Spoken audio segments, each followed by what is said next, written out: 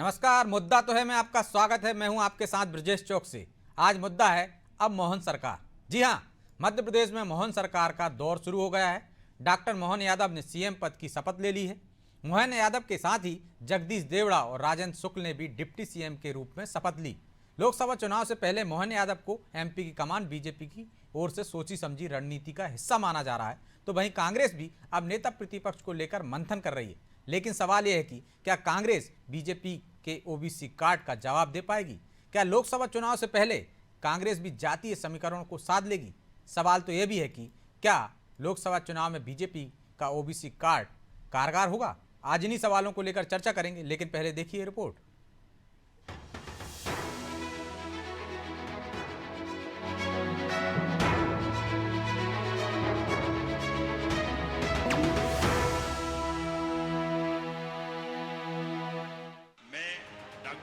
यादव ईश्वर की शपथ लेता हूं कि भारत के संविधान के प्रति सच्ची श्रद्धा और निष्ठा रखूंगा। मैं जगदीश देवड़ा ईश्वर की शपथ लेता हूं, विधि द्वारा स्थापित भारत के संविधान के प्रति सच्ची श्रद्धा और निष्ठा रखूंगा। मैं राजेंद्र शुक्ला ईश्वर की शपथ लेता हूं कि मैं विधि द्वारा स्थापित भारत के संविधान के प्रति सच्ची श्रद्धा और निष्ठा रखूंगा। नई सरकार के साथ मध्य प्रदेश में नए अध्याय की शुरुआत हो गई है। मामा राज की विदाई तो मोहन राज की शुरुआत हो गई है।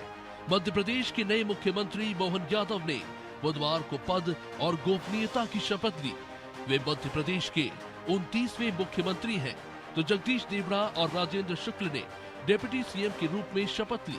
मोहन को मध्य प्रदेश की कमान देने के कई मायने हैं।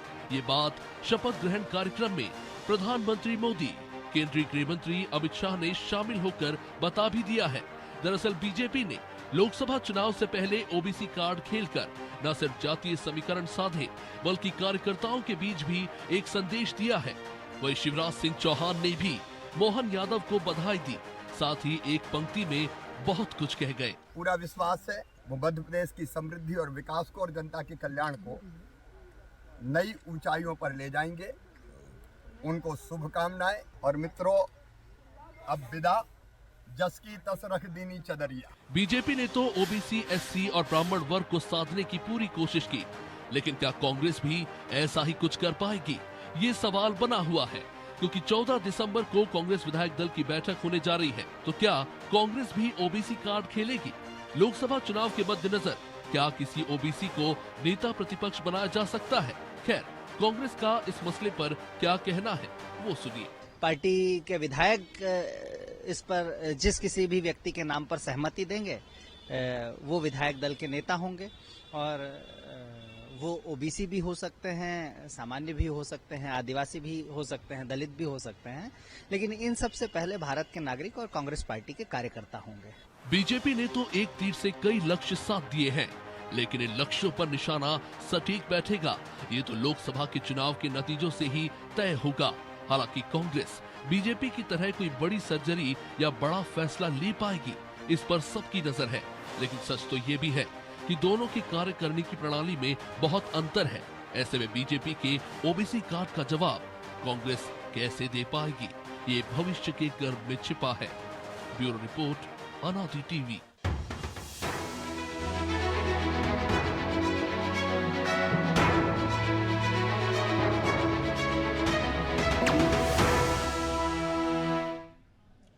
तो इस मुद्दे पर चर्चा के लिए हमारे साथ जुड़ गए हैं धर्मेंद्र शर्मा, कांग्रेस प्रवक्ता है, गुंजन चौक से बीजेपी प्रवक्ता है, और राजीव खंडेलवाल, वरिष्ठ पत्रकार। तीनों मेहमानों का बहुत बहुत स्वागत है।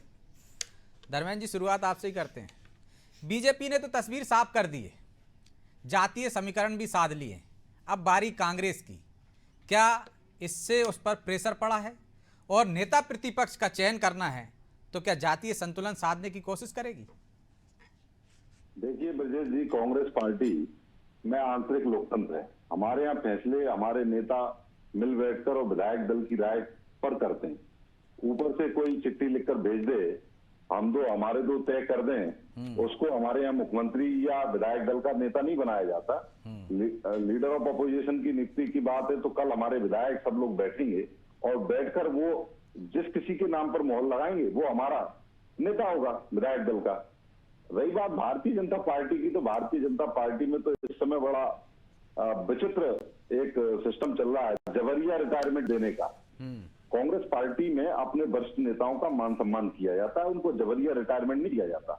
हमारे यहाँ आंतरिक लोकतंत्र के साथ साथ अपने से बड़े और वरिष्ठों का सम्मान भी किया जाता है, और वरिष्ठों की कार्यप्रणाली का पूरा आदर करते हुए वरिष्ठ नेताओं के जनाधार का और उनके सम्मान का ख्याल रखते हुए कार्य किया जाता है। रही बात चुनावों की, तो चुनावों में हार जीत लगी रहती है। कांग्रेस पार्टी का एक एक कार्यकर्ता लोकसभा चुनाव के लिए दम खम से अभी से लग गया है, और आप देखेंगे आपके यहाँ युवाओं को बेरोजगार किया जाता होगा।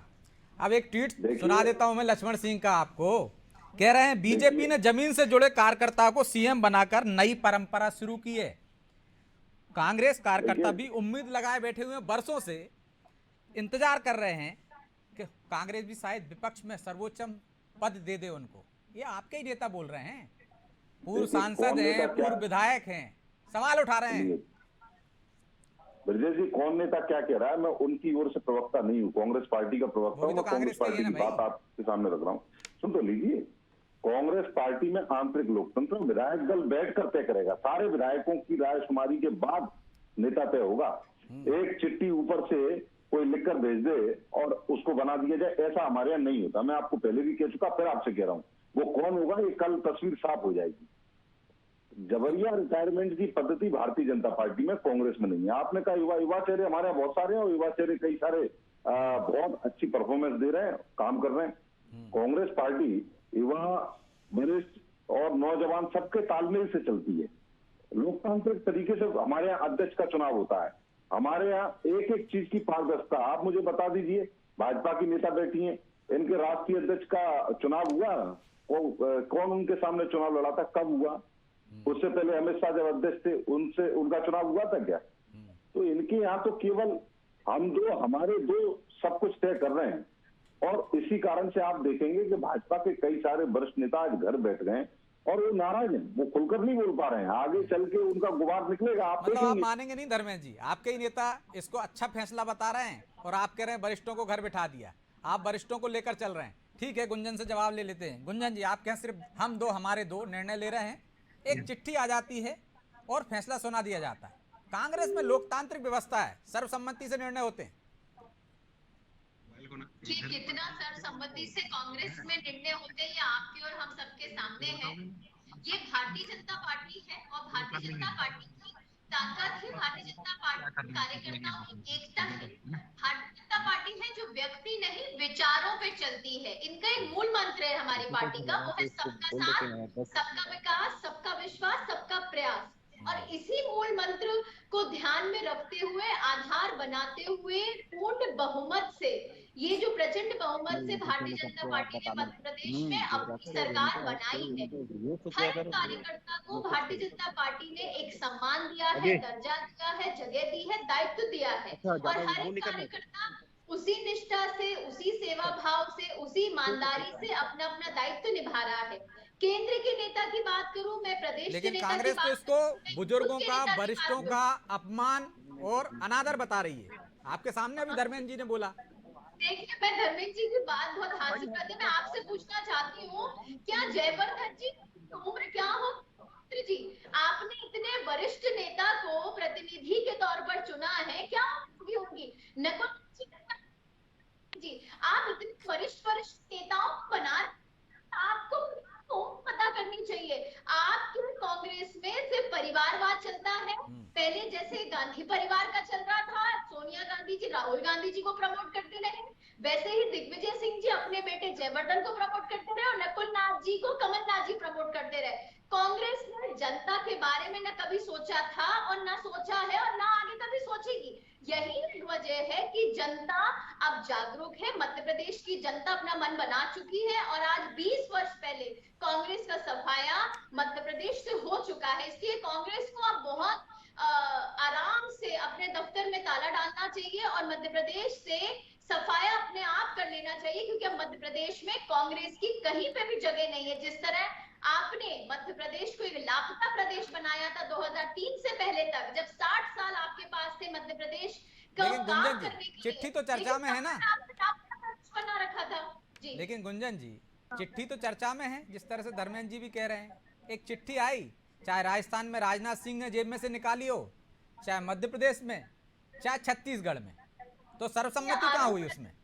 ब्रिजेश जी, आरोप प्रत्यारोप का दौर है। ये कांग्रेस के आरोप प्रत्यारोप है जिसमें कहीं कोई तथ्य नहीं छुपे हैं। जैसे पहले भी सिर्फ और सिर्फ ये बिना निराधार बातें करने की जो आदत है, लेकिन अब जनता जानती है। इनका अपना वरिष्ठ नेता कह रहा है, आपने सुना लक्ष्मण जी के, आपने अभी बताया, इनके अपने वरिष्ठ नेतृत्व ने ये बात कही कि एक छोटे से कार्यकर्ता को सम्मान कैसे देना है, ये भारतीय जनता पार्टी जानती है।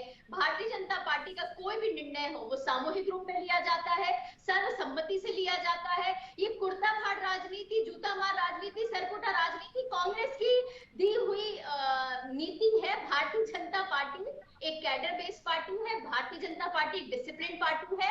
आपने भारतीय जनता पार्टी में आज आपने देखा होगा किस तरह शपथ ग्रहण समारोह हुआ। पूरा नेतृत्व, सारा वरिष्ठ नेतृत्व ने आए और ये सम्मिलित होकर ये अपने कार्यकर्ता को संदेश दिया कि हम सब एकजुटता से जनता की सेवा, जनता का विकास भाव में ठीक है लेते गुंजन जी, हुए मैं लौट रहा हूँ आपके काम पास। करेंगे। राजीव और जी यही को भी चर्चा हमारा में शामिल उद्देश्य कर लेता हूँ। राजीव जी, बीजेपी ने तो अपने पत्ते खोल दिए हैं, जातिगत समीकरण साध लिया है, ओबीसी को साध लिया है। क्या कांग्रेस पर प्रेशर बनेगा? आंतरिक लोकतंत्र और तानाशाही एक अलग मुद्दा होगा, लेकिन प्रेशर तो बनेगा ना। या क्या कांग्रेस सबक लेगी और इस दाव की कोई काट ढूंढ पाएगी? जी ब्रजेश जी, अभी चिट्ठी पे आपकी बात हो रही थी तो मुझे वो ख्याल आया, फिल्म का गाना चिट्ठी आई अरे आई है, मुझे वो याद आया। देखिए, मोदी है तो मुमकिन नहीं, तो बहुत समय से चल रहा था नारा, लेकिन मेरा तो ये कहना है कि मोदी है तो कुछ भी नामुमकिन नहीं है। इस पे भी विचार करने की आवश्यकता है। मोदी जी ऐसे व्यक्ति हैं जो, कुछ व्यक्ति होते हैं सिर्फ इतिहास बनाते हैं, लेकिन मोदी जी ऐसे व्यक्ति सिर्फ इतिहास ही नहीं बनाते हैं, बल्कि कुछ को इतिहास के पर्दे के पीछे फेंक देते हैं। तो वो व्यक्तित्व है मोदी का। और यदि आप देखेंगे, अभी स्वतंत्र भारत के इतिहास में जहां भजन लाल शर्मा को मुख्यमंत्री बनाए गए हैं, ये शायद पहले व्यक्ति ऐसे हैं जो विधानसभा में एज ए मुख्यमंत्री के रूप में पहले दिन प्रवेश करेंगे। पहली बार विधायक बनने वाले कई विधायक मुख्यमंत्री बन चुके हैं। ऐसे तो खुद प्रथम प्रधानमंत्री भी हैं, लोकसभा में प्रवेश करते हैं तो प्रधानमंत्री बन के, विधानसभा में प्रवेश करते हैं तो मुख्यमंत्री बन के। देखिए, पहली बार विधायक, मैं विधायकों की बात कर रहा हूँ, प्रधानमंत्री जी की नहीं कर रहा हूँ मैं। विधायक पहली बार, देश में इतनी विधानसभाएं हैं, लेकिन कोई व्यक्ति पहली बार विधायक बना है और सीधे प्रवेश करता मुख्यमंत्री के रूप में, ऐसा नहीं हुआ आज तक। तो ये मोदी की कलाकारी है। बात क्यों हुई है इसमें आप देखिए, उनने कहीं ना कहीं इंडिकेशन दिए, लोग पढ़ नहीं पाए, अलग बात है। यदि आप छत्तीसगढ़ में देखेंगे तो वहां पे उनने जो पर्यवेक्षक भेजे थे उसमें आदिवासी चेहरा था, उनका आदिवासी मोर्चे के अध्यक्ष आए थे। या यदि मध्य प्रदेश की बात करेंगे तो यहाँ पिछड़ा वर्ग के अध्यक्ष आए थे। तो और यदि राजस्थान की बात करें तो वहाँ ब्राह्मण के चेहरा था पर्यवेक्षक में, तो सरोज पांडे जी थी। तो इस प्रकार मोदी जी ने कहीं ना कहीं बहुत कैलकुलेट रूप में, जब कांग्रेस ने जो जनगणना, जातीय जनगणना का मुद्दा उठाया, वो उसका जवाब उन्होंने इस तरीके से दिया है, मैं समझता हूं। और निश्चित रूप से कांग्रेस को अब यदि कांग्रेस को आगे बढ़ना है तो उनको कहीं ना कहीं अपनी नई सोच, सिर्फ जातीय मुद्दे के जनगणना से मैं नहीं समझता कि वो भाजपा के सामने टिक भी पाएंगे। जो मोदी जी ने किया है निश्चित रूप से, तो क्या कांग्रेस का जो निर्णय होगा, हम देख रहे हैं कल विधायक दल की बैठक होने वाली है, वो मोदी के इस निर्णय से प्रभावित होगा? कोई ऐसा नया चेहरा लाएंगे वो, या जो दिग्गज हैं, जो छत्रप हैं, वो लाने नहीं देंगे? यहाँ पे तो जीते हुए व्यक्ति को, यदि हम पीढ़ी को परिवर्तन की बात करते हैं तो हमारे सिस्टम समाज में है कि हम, जब आदमी डेथ हो जाती है तब आदमी उत्तराधिकारी होता है। लेकिन जब राजनीतिक पीढ़ी की बात हो रही है तो मोदी जी ने नया कल्चर बनाया है कि आपके जीवित रहते हुए, आप सक्षम होते रहते हुए भी आप अपने नई पीढ़ी को अवसर दें, और वो कैसे काम कर रहे हैं उनको आप डायरेक्शन दें, ताकि वो भी उसी दिशा में काम कर सके, उसी जिस दिशा में आप पीढ़ी ने उनको नेतृत्व सौंपा है। और ये उदाहरण है शिवराज सिंह जी का, जिनके नेतृत्व के कारण चुनाव जीते, लेकिन उसके बाद भी उनने परिवर्तन किया मोदी जी ने। और जहाँ कांग्रेस में तीनों जगह हार है, आज तक कोई भी जिम्मेदार व्यक्ति ने इस्तीफा नहीं दिया, चाहे वो प्रदेश अध्यक्ष रहे हो चाहे और कोई रहे हो। तो ये कांग्रेस तो धर्मेंद्र जी, ये कांग्रेस और बीजेपी में बेसिक अंतर है। यदि लोकसभा में हार जाते हैं तो राहुल गांधी इस्तीफा दे देते हैं। मध्य प्रदेश, राजस्थान, छत्तीसगढ़ हार गए, लेकिन किसी ने भी जिम्मेदारी नहीं ली। इस्तीफा देना तो दूर, ईवीएम पर ठीकरा फोड़ रहे हैं। देखिए, ये सरकार कैसे बनी है ब्रजेश जी, आपको पता है? मुझे मालूम है आप वहीं आएंगे। कल से पहले तक, मतलब सीएम बनने से पहले तक मेरे साथ जो वरिष्ठ पत्रकार हैं और भी कई सारे बुद्धिजीवियों को आपने कई डिबेटों में बिठाला। आप स्वयं लाडली बहना का करिश्मा चल गया साहब, शिवराज सिंह जी का करिश्मा चल गया साहब, और उनकी लोकप्रियता के कारण बीजेपी को पूर्ण बहुमत मिल गया। लाडली बहना मास्टर स्ट्रोक साबित हो गई। क्या कारण है फिर शिवराज सिंह जी मुख्यमंत्री नहीं बने? यही तो बीजेपी लीग से हटके काम करती है ना, उन्होंने विरोध नहीं किया। आपके यहाँ तो सिंधिया ने विरोध कर दिया था। सुनिए तो ब्रजेश जी, मोदी और शाह भी जानते हैं, शिवराज सिंह जी भी जानते हैं, और गुंजन जी भी जानती है। भाजपा के ज्यादातर वरिष्ठ नेता, पत्रकार, आईएएस, आईपीएस सब पूरे मध्य प्रदेश के नागरिक ये जानते हैं कि मध्य प्रदेश या छत्तीसगढ़ में भारतीय जनता पार्टी ने कैसे सरकार बनाई है। हम दो हमारे कृपा से सरकार बनी है। जिस मन को चाहेंगे उस मन को बिठा देंगे। कुछ बोल नहीं सकता, किसी की बोलने की हिम्मत। सबको पता है सरकार कैसे बनी है, हिम्मत ही नहीं है। आप देखिए, इतने सारे जनाधार वाले नेताओं को एक झटके में साइडलाइन कर दिया, और कल तक उन्हीं की वाहवाही कर रहे थे। आप सब लोग उन्हीं को श्रेय दे रहे थे। करता है, आपको अपनी हार माननी पड़ेगी। आपको मानना पड़ेगा जो करप्शन आपने किया है मध्य प्रदेश की जनता के साथ, जो बंटाढाव आपके वरिष्ठ नेतृत्व ने मध्य प्रदेश की जनता के साथ किया है, जो महिला अपमान किया है, जो सनातन धर्म को अपमान किया है, जनता ने आपको उसका जवाब दिया है। इन्होंने 8 तो धर्मेंद्र जी, यदि आला कमान साहसी निर्णय ले रहा है, अपने दिग्गजों को हटाकर नए युवा कार्यकर्ता को मौका दे रहा है, तो ये अच्छा है? या साहसी निर्णय ले रहा है तो इतनी क्षमता है ना उसमें, इसका मतलब सीधा है आप मान रहे हैं कि आपका आला कमान कमजोर है। उसका कारण है ब्रजेश जी, उसका कारण है ब्रजेश जी, ये सरकार उन्हीं की कृपा से बनी है। हम दो हमारे दो की कृपा से बनी है। वो जिसको चाहेंगे उसको बनाएंगे। अगर इन नेताओं की मेहनत से और जनता के आशीर्वाद से अगर जमीनी माहौल के आधार पर सरकार बनी होती तो जनमत लिया जाता, विधायकों की रायशुमारी की जाती, और लोकप्रियता के आधार पर नहीं, आप सीएम का चुनाव होता। दोधारी तलवार पे चल रहे हैं। तो मतलब राहुल गांधी की नहीं चली, उनको लोगों ने पसंद नहीं किया, प्रियंका गांधी को पसंद नहीं किया। और धर्मेंद्र जी शायद भूल रहे हैं आप, जब इंदिरा गांधी थी तब इसी तरह से सीएम बदले जाते थे, जिसको चाह उसको बना दिया जाता था। अर्जुन सिंह भी उसका उदाहरण है। देखिए, कांग्रेस पार्टी में विधायक दल ही तय करता है। विधायक दल से रायशुमारी करने के बाद सीएम क्लियर किया जाता है। और तो ये आपको कहां से पता चला कि उन्होंने विधायक दल से रायशुमारी नहीं की? अरे आप बता दीजिए, आप तो वरिष्ठ पत्रकार हैं, आपने इतनी सारी डिबेटों में लाडली बहना को श्रेय दिया, शिवराज सिंह जी के करिश्मे नेतृत्व को श्रेय दिया। क्या भाजपा में विधायक दल की कोई बैठक हुई? तो अभी भी कौन मना कर रहा है कि लाडली लक्ष्मी योजना का, लाडली बहना का योजना का योगदान नहीं है? अब भी कह रहे हैं ना। अरे आप बोलते थे, हम नहीं मानते, हमारी नजर में तो कोई योगदान नहीं है। तो आप देखो, उनका आला कमान तय करेगा ना सीएम कौन बनेगा। उनने तो जब फेस घोषित नहीं किया था तब भी आप सवाल उठाते थे। आज मध्य प्रदेश की जनता जानती है, मध्य प्रदेश की जनता में वो खुशी नहीं है। आज वो माहौल नहीं है। इसका जवाब गुंजन जी से ले लेते हैं। जो उमंग होती थी, जो उत्साह होता था जनता के बीच में, वो नहीं दिखाई दे रहा। ठीक है, जवाब इधर से ले लेते हैं। देश की जनता अपने घरों से निकली थी, जब बहनें अपने घरों से निकली थी, उन्होंने भारी तादाद में अपने वोट अधिकार का इस्तेमाल किया था। दूसरा उल्लास सिंह जी कह रहे हैं कि मैं कुछ मांगने से बेहतर मरना पसंद नहीं राजा नहीं दीजिए ना बात। अरे शिवराज सिंह जी की बात सुन लीजिए, वो जरा मैं अपने लिए कुछ मांगने से बेहतर मरना पसंद करूंगा। आज शिवराज सिंह जी की हालत क्या हो रही है? आप लक्ष्मण सिंह जी के बयान सुने, आप नरेंद्र सिंह तोमर जी को ले लीजिए, शर्मा जी को ले लीजिए, प्रहलाद पटेल को ले लीजिए। धर्मेंद्र जी, बड़ी चिंता हो रही है आपको। कल तक तो शिवराज जी को आप कह रहे थे कि घोषणा भी रहे हैं, उनको फेस घोषित नहीं कर रहे हैं, आज बड़ी पैरवी कर रहे हैं। मैं पैरवी नहीं कर रहा, मैं ये बता रहा हूँ, आप सुनिए ब्रजेश जी, कि इनके 8 वरिष्ठ नेताओं को एक झटके में घर बिठा दिया गया। भारतीय जनता पार्टी जो कल तक अटल अडवाणी के आदर्शों पर चलने की बात करती थी, आज अटल अडवाणी के सारे नेताओं को घर बिठा दिया, क्योंकि हमारे देश से आगे कोई ना आ जाए, भारतीय जनता पार्टी में कोई नेता उनके कद का खड़ा ना हो जाए, इस कारण से ये सब चल रहा है। ठीक है, उनके कद का कोई नेता खड़ा ना हो जाए। आप स्वीकार नहीं करेंगे। यही तो कांग्रेस की खूबी है या कांग्रेस की अति है। राजीव जी, क्या कांग्रेस कभी सबक लेगी?